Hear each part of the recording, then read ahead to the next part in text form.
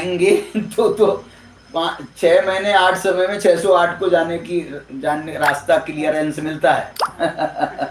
6 महीने 8 समय में 608 जीव का। ज्यादा जीव यदि उसमें उपसम श्रेणी में चढ़ जाएंगे तो फिर क्या होगा, भीड़ लग जाएगी वहां तो। ऐसा।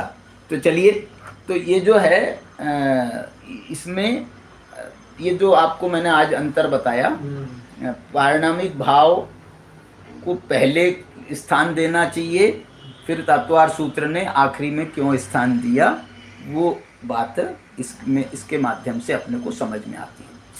कुंदकुंदाचार्य को आप जब अपन पूरे में देखेंगे, मतलब आप देखो तो सही, ये 320 गाथा में भी इस बात की बहुत चर्चा है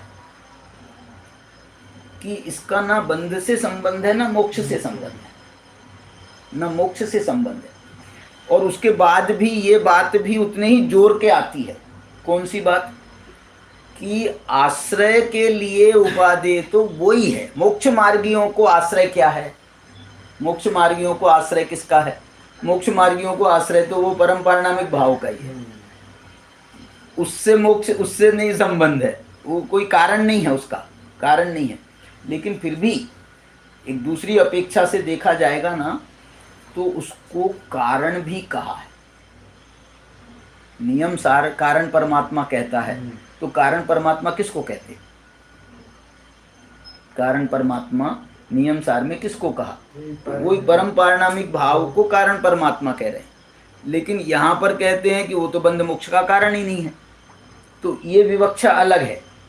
और जहां जब उसको कारण परमात्मा कहते हैं, उसकी विवक्षा क्या है? उसकी विवक्षा ये है, आश्रय के लिए है, आश्रय के लिए। और फिर उसका कारण क्यों नहीं है? प्रकट करने की अपेक्षा से उसकी गारंटी नहीं है। पारिणामिक भाव है इसलिए गारंटी है हमारे को कि हमको सम्यक दर्शन हो जाएगा। पारिणामिक भाव तो अनादि से, फिर क्यों नहीं हुआ सम्यक दर्शन?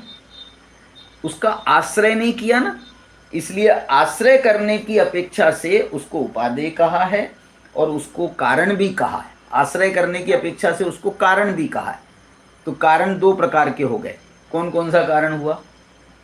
आश्रय करने की अपेक्षा कारण परमात्मा, कारण परमात्मा जो उसको कहा है। और प्रकट करने की अपेक्षा से, गारंटी की अपेक्षा से कहेंगे तो वो कोई गारंटी नहीं लेता। जैसे हमारे भगवान है, भगवान है तो वो भगवान अपने जाएंगे, अपने परिणाम अच्छे होते हैं कि नहीं? भगवान के सामने जाते हैं तो अच्छे होते हैं। भगवान गारंटी लेते हैं क्या? भगवान गारंटी लेते हैं हमारे कि भैया मेरे सामने आओगे तो तुम्हारे परिणाम अच्छे करने की मैं गारंटी लेता। वहां भी हम अच्छे परिणाम करेंगे तो अच्छे होंगे, नहीं करेंगे तो वो तो भगवान, वो उदाहरण दिया ना कि सोने की मूर्ति थी, हीरे चांदी की मूर्तियां बनती है ना, स्फटिक की मूर्तियां बनती हैं। अब कोई चोर हो तो उसको तो वो मूर्ति देख करके चोरी का भाव आ रहा है। हम कह रहे हैं हमारे भाव तो कितने अच्छे होते हैं भगवान को देख करके, और उसके